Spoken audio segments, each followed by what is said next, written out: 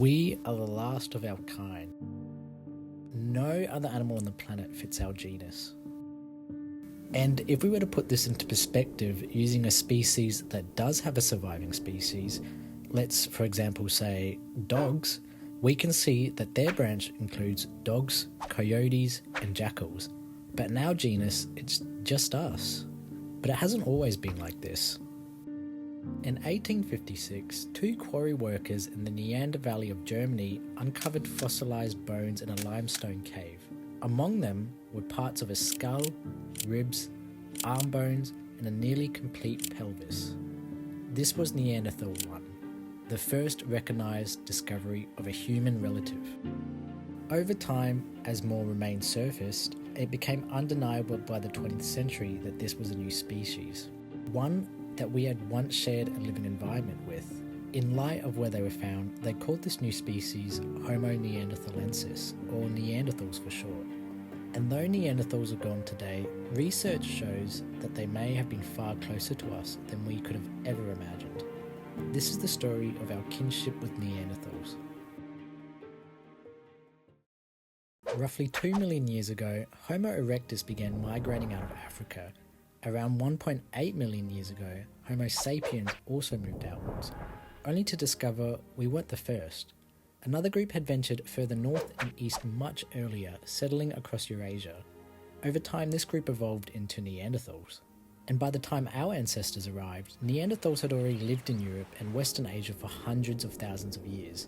Though we shared a common origin, our different environments shaped us in very different ways. Looking at this picture of comparison, we can see that Neanderthals were shorter, stockier, and their bodies had broad chests that promoted a bell-shaped ribcage, thick bones, and wide pelvises. They had long, low skulls and strong jaws, shaped by both climate and diet. Classic interpretations link Neanderthal body structure to cold climate adaptation. However, if we look at a 2023 publication, this challenges that. Instead, it's suggested that a combination of behaviours, locomotion, diet and evolutionary history to be a better causer of this robust build. Compared to us, Neanderthals may have been built for strength and short bursts of power rather than endurance. Their high-protein diets may reflect both necessity and physiology, though questions still remain about the relationship between climate, metabolism, gut morphology and nutrition in ancient humans. For a long time, Neanderthals were painted as brutish scavengers, but that image has slowly since changed. Evidence now shows that they were apex predators, capable hunters who adapted their diets to the environment. In Europe, they hunted reindeer, bison, and horse. In Southwest Asia, they hunted gazelles, goats, and even camels.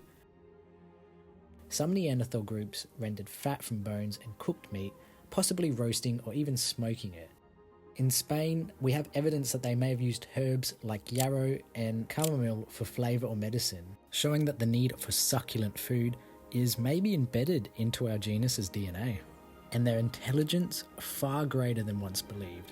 Archaeologists have found ornaments and pigments at Neanderthal sites. Some may have made symbolic art, though this remains very unclear. A 2020 study found evidence of a cord fragment made from conifer inner bark fibres at a site in France, which can be used to knit light items such as strings for hanging beads. 115 years ago, perforated shell beads from a site in Spain were possibly strung together to make a necklace. Their tool use is also quite specialised. Neanderthals manufactured Middle Paleolithic stone tools, and they are also associated with the Mousterian industry, specifically the Levallois technique. However, after developing this technology, there is a large stagnation in their tool innovation, something that is contrastingly different to Homo sapien innovation. There is also a debate put forth that they may have had the ability for speech. We now know Neanderthals carried the FOXP2 gene, key to language development, albeit in a slightly more archaic form than ours. They also had a bone in their throat that's nearly identical to ours, which supports speech. They may have talked to one another about hunting, movement, or tool making, though some argue that these ideas could be passed down through observation. What is absolutely known though is that eventually our paths did cross.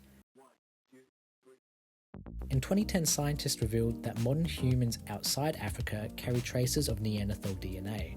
It likely comes from two major interbreeding episodes, one around 250,000 years ago and another between 40,000 and 54,000 years ago in these parts of the world. And these weren't isolated encounters. The genetic evidence suggests Neanderthals and Homo sapiens coexisted and mingled, not just in biology, but perhaps in knowledge, culture, and survival strategies. Tool technology at a site from a cave in the Palestinian West Banks shows a stone tool assemblage attributed to Neanderthals, showing that stone tool technology is not just attributed to us. Actuality, the stone tool culture is now attributed to Neanderthals. Such high advanced tool making was only thought to have been possible in our own cognitive thinking. And this is quite important. To me, it shows that there is an implication that our early survival on these continents could have been facilitated by us working with Neanderthals, and we weren't so inherently lonely as once anticipated, though life was hard, particularly for Neanderthals. Most didn't live past the age of 40, and food could be scarce, with high infant mortality. In some sites, like one in Germany, archaeologists have found human bones with signs of butchery, not necessarily as ritual, but as a grim sign of starvation. But we shouldn't take this to mean that cannibalism was a defining trait for them. It just meant that survival was. These were people navigating an unforgiving world, much like us.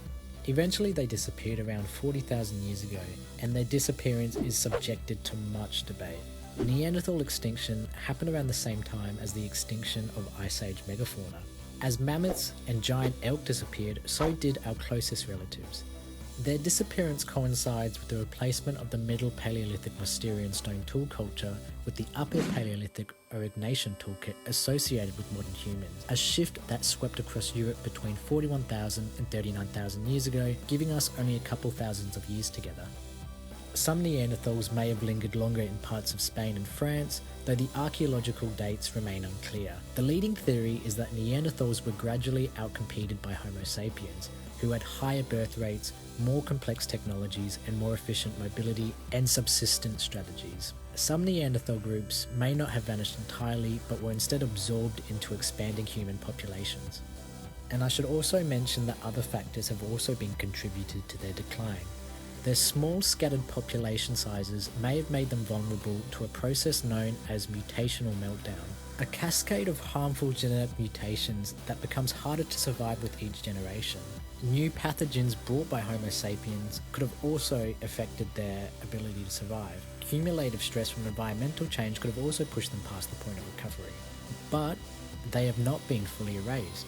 We can still find Neanderthal DNA in most populations to varying degrees. Some scientists have even linked modern traits like greater risk of depression to inherited Neanderthal DNA. All this kind of accumulates together and creates a very defining question. Did Neanderthals truly go extinct?